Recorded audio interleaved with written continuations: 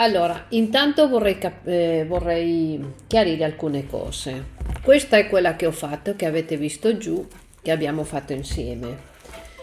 Allora, gli ingredienti che ho usato sono ingredienti che bene o male si trovano bene. Io non ho avuto difficoltà a reperirlo. Allora, il primo è l'olio de perfluoropolieter, ho detto olio PFPE perché ho scelto quest'olio invece di scegliere un olio, non so, come vasellina, così, perché questo qua è un olio inerte, cioè vuol dire un olio diciamo che non ha nessuna funzione specifica, se no quello di sciogliere gli ingredienti, gli addensanti. Come addensanti io ho scelto la gomma Tragacanto, gomma Cagliara e gomma Tara e in più misura l'arginato di propilenglicol. Allora, sono tutti addensanti alimentari, tutti sono innocui, non li ho scelti perché non sono tossici. E vi dico, la gomma di Tragacanto è una gomma che la troverete in strisce, sono delle strisce tipo la colla di pesce, una cosa così. Io l'ho passato per il frullatore, quello per il mulinello, quello per macinare il caffè. E dunque, per la gomma Tara potete usare, io non l'ho usato, però potrebbe essere sostituito dalla gomma di guaro, della gomma da caruba, che perché magari la gomma Tara la trovate un po' più difficilmente. La gomma Tara è uno stabilizzante, cioè vuol dire che mantiene la ricetta così com'è, cioè non la fa mollare, non la fa indurire, è uno stabilizzante. Comunque ritengo che sia abbastanza importante, però volendo si può anche sostituire. Un'altra cosa, la colla è una miscela di colle, perché ci sono delle diverse qualità di colle che ognuna ha una funzione specifica. Dunque, come sempre, perché io mi piace fare le mie miscele, mi sono fatta la mia miscela di colle, tra cui c'è anche PVC e diverse altri tipi di colla in quantità variabili, alcune ce ne sono più, alcune però allora questo non vuol dire che voi non lo potete fare con la vostra colla. Un'altra cosa, la cottura. Io la cuocio su un microonde industriale che ha una potenza molto forte, vuol dire che io, se ci metto a cuocere mezzo chilo, ci metto 2 ore, voi potete anche metterci molto di più, però sempre cuocendola, magari invece di fare 10 secondi o 5 secondi come faccio io, potete fare, non lo so, mezzo minuto, non lo so perché non conosco le vostre tempistiche. Questo qua è prova e errore. Io ci sono molte volte, molte no, però alcune volte, adesso ogni volta meno, che devo buttare la pasta, perché se passa di cottura, se la grammatura non è esatta, è una pasta molto molto delicata, di qua il suo prezzo. Gli ingredienti sono abbastanza costosi, perché soprattutto la gomma di Tara è abbastanza costoso. E dunque non è una cosa che insomma si faccia così a cosa. E questa qua che abbiamo fatto, poi alla fine, quando l'avete cotta, che non deve essere completamente ripresa, deve essere un pochino molle. Vi sembrerà molle, però non lo è. Nel momento che voi mettete del flessibilizzante, si rapprende. Il flessibilizzante, la funzione che ha è di rapprendere questa pasta. Che altro? Nulla di più. Vi dico, è molto prova errore fino a trovare il tempo esatto di cottura. Io ci ho messo quasi 30 kg di colla per trovare la giusta proporzione di gomme e il giusto tempo di cottura. Io adesso ve la apro e così, adesso ormai è raffreddata ed è in questo modo qua.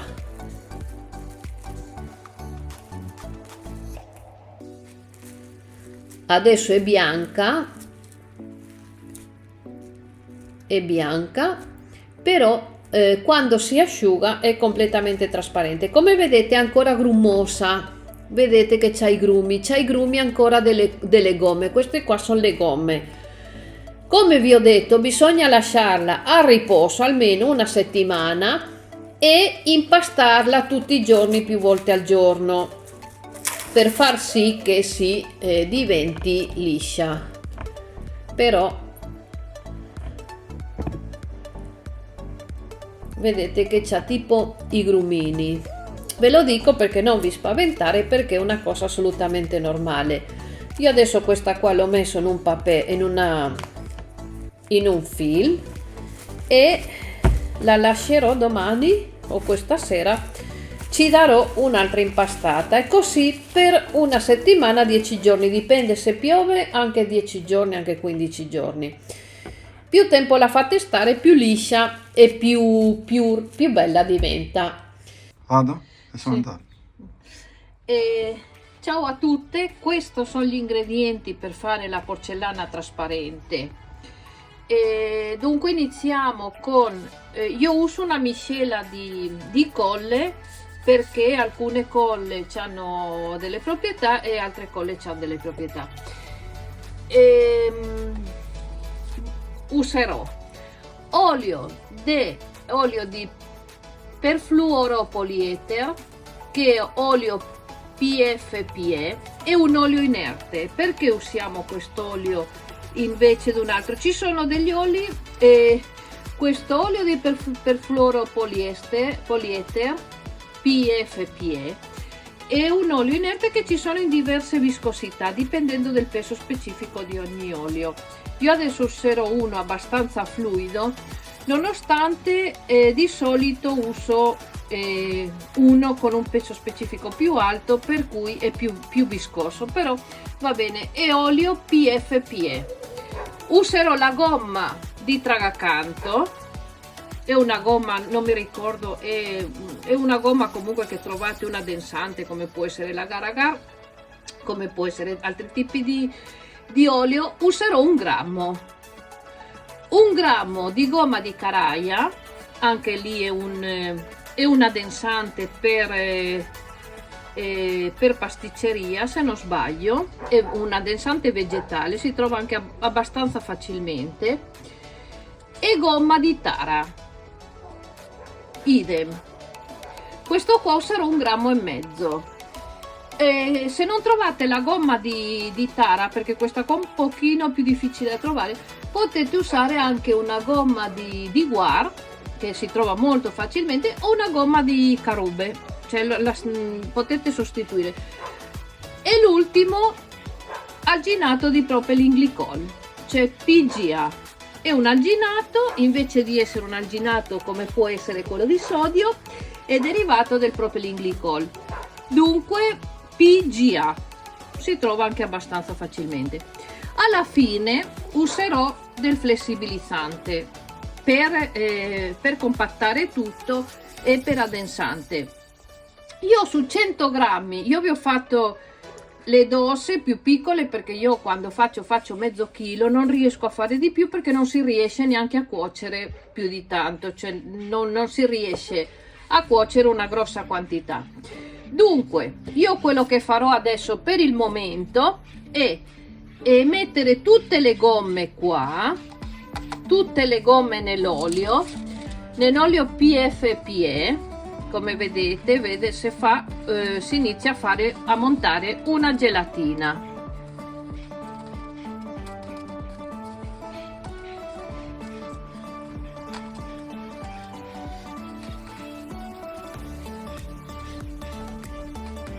Per ultimo metto la gomma di Caraia, perché è quella più densa. Comunque la gomma di Tragacanto, la prima, è una gomma che si trova in strisce. Si trova in strisce, è un esudato gommoso prese dai vegetali e io l'ho polverizzato col macinino di caffè. Io questo qua lo devo lasciare riposare fino a ottenere una gelatina tipo questa.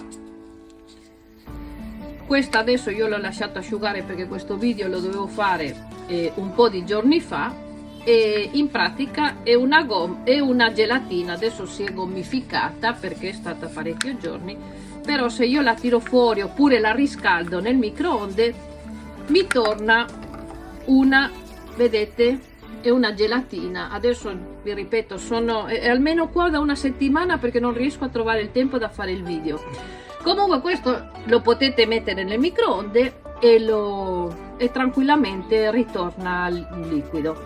Adesso io lascio riposare questa miscela almeno per 2 o 3 ore finché mi diventa così, finché mi diventa una gelatina. Quando mi diventa una gelatina gliela aggiungo alla colla, mescolo bene e inizio a mettere nel microonde. Ci vediamo quando si è gelatinizzata. Ho appena messo nella colla la miscela di gelatina. L'ho scaldata perché ce l'avevo fatta da 2 giorni e si era un po' indurita. Dunque l'ho scaldata un po' al microonde e adesso la mescolo. Deve venire una cosa così. Io adesso questa qua la passo nel microonde 15 secondi per volta fino a che ottengo una consistenza. Adesso ve la faccio vedere. Intanto inizio a passare 15 secondi per volta, mescolo e poi la metto altri 15 secondi. Questi sono i primi 15 secondi. Vedete, fa come dei pallini perché gli addensanti si sono gonfiati ulteriormente. Mescolo per non farla bollire. Vedete, viene come dei pallini. In pratica tutte le gomme si stanno gonfiando. Continuo a mettere e vi faccio vedere. Ecco, vedete come sta diventando?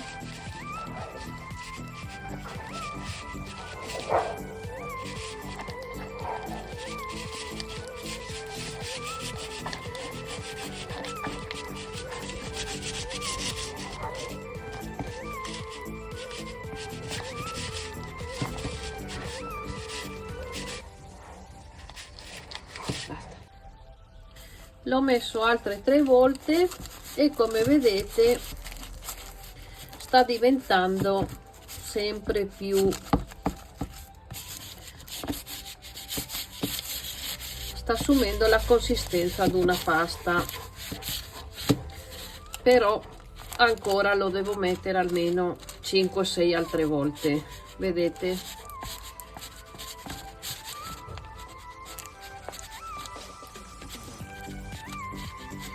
Lo mescolo bene, si sta rapprendendo, vado a metterlo altre 2 volte.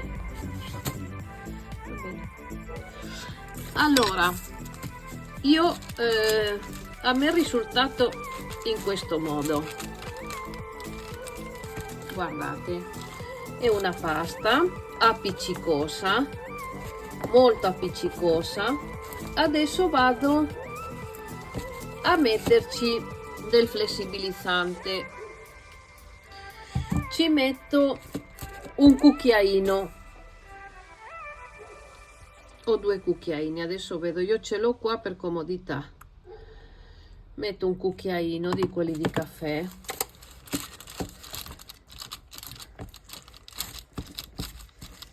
Come vedete, quando ho messo il flessibilizzante si rapprende di più, si sta compattando.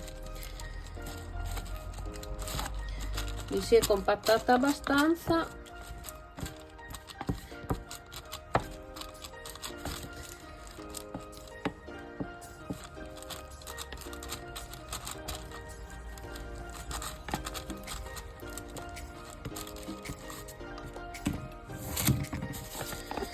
Adesso io devo mescolare finché si raffredda.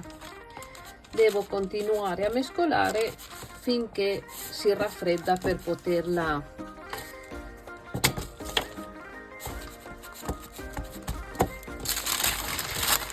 comunque facciamo finta che sia raffreddata.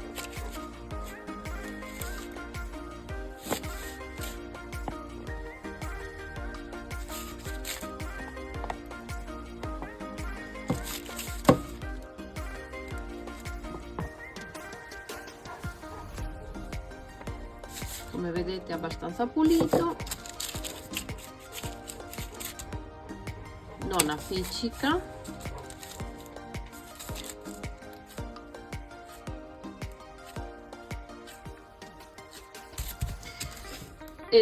La lascio raffreddare e man mano che si raffredda devo continuare a lavorarla, perché se no si esce una crosta e non va bene. Dunque la devo muovere spesso. La devo muovere spesso. Quando è fredda la metto in un foglio, in un film trasparente che sia microforato, che respiri, e la lascio minimo una settimana, 5 giorni, una settimana a maturare. Poi quando è matura, che io vedo che la prendo e la posso maneggiare, perché adesso è così, però una volta che si raffredda torna appiccicosa un'altra volta, torna appiccicosa. E dunque dopo la metto nel film, la lascio una settimana fino a 2 settimane, e con più tempo la lasciate meglio sta, e ogni tanto la tirate fuori e la impastate per far uscire quello che c'è all'interno. Vedete che sta diventando appiccicosa un'altra volta, ma è normale. E dunque dopo è pronta. Allora questa qua è la mia ricetta, quella che io faccio per vendere. Grazie a tutte.